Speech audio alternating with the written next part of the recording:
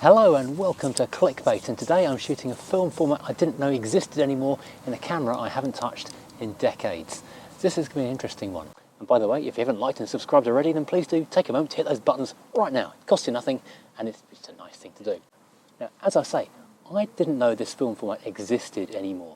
Years ago, I used to have one of these, a Kodak Brownie 127. So I have no idea how old this thing actually dates back to, but it's going to be mid-century of the 20th century, not the 21st, that would be silly. And it uses 127 film. A film, as I say, I didn't know even existed anymore until Analogue Wonderland said, we've got some. And this is, well, a brand new one as far as I can tell. It's from Japan, it's got Japanese writing on it. It's made by Rera, it's RG200, so 200 ISO, and it's C41. So not only am I pretty shocked there's 127 film available at all, I'm more surprised it's 200 ISO and it's colour. Produced by Kawaso Shoten, assembled in Japan, so, well, interesting. Now, loading into the old Kodak Brownie is very similar to loading into a medium format camera like Mamma Mia, in so much as that it's a roll film that you start on one spindle, it rolls onto the second spindle, and you wind and wind until you can see the number through the back. Fortunately, it's a very clear number, unlike some of the other 1930s cameras I've used where you can barely see it and have to take a certain amount of guesswork. This is actually quite nice and clear. You do wind it on a very long time before you finally find that number one, to the point where you think, maybe I've missed where I'm going with this. I'm not quite sure how many shots I'm going to get off this. I'm going to assume probably about 12. But I thought I'd come somewhere that looked a little bit period correct for a camera this old. Okay, the building's actually a little bit older. It's 1930s. We're on Kings Hill. This is the old Westmoreland Aerodrome. And this is actually quite a fitting place because when I was a kid, this used to still be an airfield, and they used to do car rallying here on the weekends. I used to come here, take photos on the weekend with, well, either this camera or its brother, but probably this camera was what I was using sort of 40 plus years ago when I was taking photos on black and white 127 film and developing in my granddad's darkroom. So this will be interesting to see how this turns out. So I've jumped onto a GoPro because it's a little easier to handhold without a tripod or a sucker or anything else at all.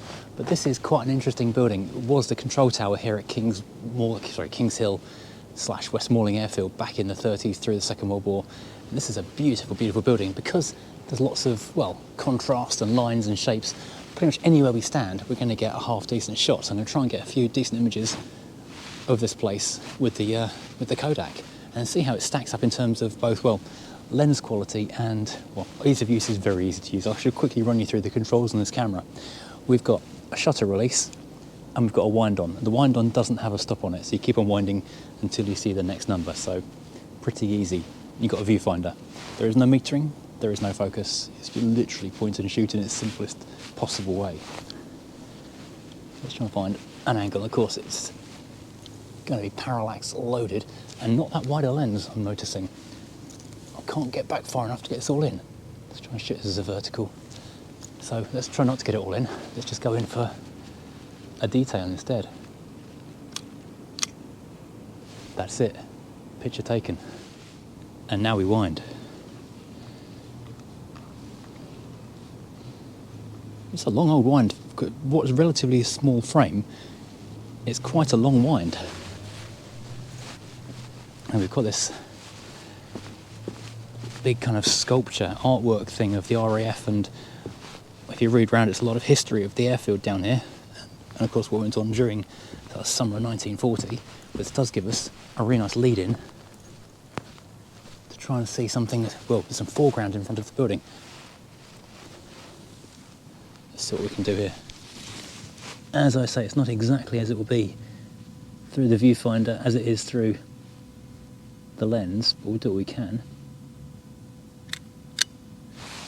Clunk click every trip, and I'll shoot that on the Nikon as well, just to have a comparison of what maybe I just shot in real terms compared with Kodak terms. It's a simple shot, but it looks quite good. And it is painfully cold here. My fingers are numb, so I'm quite glad there aren't too many controls. It says on the phone it's 5 degrees, but feels like -1, and it is not wrong. Now those are some interesting curves there. I wonder if I can do anything with that.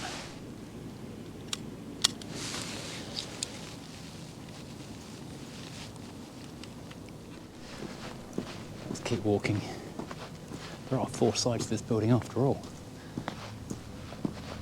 This is meant to be a museum dedicated to the history of the airfield when they converted this, but I'm not sure what ever happened to that. There you go, there is the pure Art Deco. It looks quite cool through the trees, so let's try and grab some of that.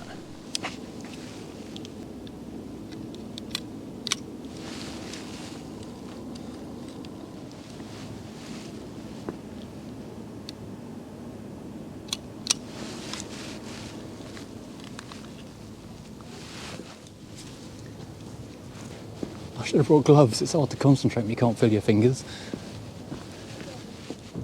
Yes, there's a nice Costa over there, maybe I'll get some hot chocolate in a minute and warm up. So that was a shorter and perhaps sweeter, hopefully sweeter, effort at taking photos than I expected. I think I got maybe 8 frames off that. I went into the Costa because it's blooming freezing and I couldn't feel my hand anymore, which feels a little bit warmer now, I've come out again. I thought I might do a bit of nice street photography type stuff, taking pictures out the window, passers by, that kind of thing. One shot of a guy by the window, which I think isn't going to come out due to camera shake, and one shot of my coffee, because that's the law in these places. And then I got stop on the back of the thing, and that's game over. So I guess now we just wander back, get the thing developed, and see if this camera still works, and if it, well, see if anything came out at all, because that's not a given. It is an interesting building, though. Curiously extended to make a coffee shop out of an old air traffic control tower. That is kind of unique.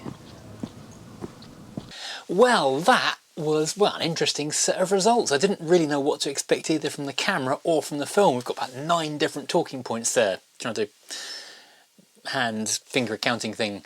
But no, first of all, the film was really quite impressive. I've not used Rera film before. Rera? How do you pronounce it? R-E-R-A, you know, there we go. Japanese brand, not shot any of their stuff before, but that was quite interesting from a number of reasons. First of all, the exposure latitude, the generosity that it gave was really, really good, because this camera, which is another talking point, fixed focus, fixed exposure, and a thing you have to remember is that the shutter will keep on shuttering every time you push it. It doesn't matter if you wind it on or don't, it's going to click if you hit the button, so lots of opportunity to double expose by mistake. We didn't do that, thankfully, but this I think is probably something like a 60th f8 or f5.6 or something, so it's not going to exposure compensate, it's not going to twist and change or anything, you're just going to get that exposure, and if the film is in the right place you'll get a great shot. The latitude that that film gave, shooting inside the cafe at the back at the window, so it's like a backlit image, obviously it's not going to compensate for it because it's fixed, or shooting a white building outside, they all seem to be within tolerance and only took a tiny bit of a tweak in levels to get them kind of bang on where they needed to be. So that was pretty good. Secondly, the colouring from the film, I've tweaked it a little bit in Photoshop, but you can still see that some of them are kind of a bit greeny tinged and some have got a bit of a reddy tint, but mostly they were heading towards the green end of the spectrum. I think anything that was underexposing a little bit was going green, anything that was overexposing was going a bit red. That's the way that film seems to be reacting to things. But I was also really quite pleased at, well, how good the lens is on this little camera. It was a camera that was made cheap in the millions, but the quality of the lens, I mean, it's not terrible. If everything lines up right for it, then the pictures turn out quite well. Okay, you've got to be very aware of camera shake, because the only support you're going to get from it is to put it on a table or something and then hit the button, so being sure to hold it steady, it really matters. But it's big and chunky, so you can really grip it tight in your hands, which is lucky when it's so cold. Loading it is an adventure, because there's lots of opportunity, like with a medium format camera, to get the film exposed, which could go horribly wrong. It's very interesting looking inside the camera, because you've got your lens mechanism right here at the front, and you can actually activate it obviously manually, but you know, internally, just by pushing that, because that spring-loaded mechanism is what the shutter button pushes down onto inside. But you can see where the shutter and the lens are on the front. Sitting just behind that little blacked off area there with this texture, which I assume is like a light baffle, stops the light spilling around into the film itself, everyone's spoiling the film, but that's how small the shutter area is at the front. But at the back of that, it's a big old negative area. If you look at that, that's borderline medium format. as a comparison, this is 120 film. There's not a great deal in it between a 120 and a 127. I don't know what other 127 film, I don't know what other 127 cameras would be available these days to shoot on. It's not a format that's really supported anymore, so the fact that it's available on Analogue Wonderland now is frankly amazing.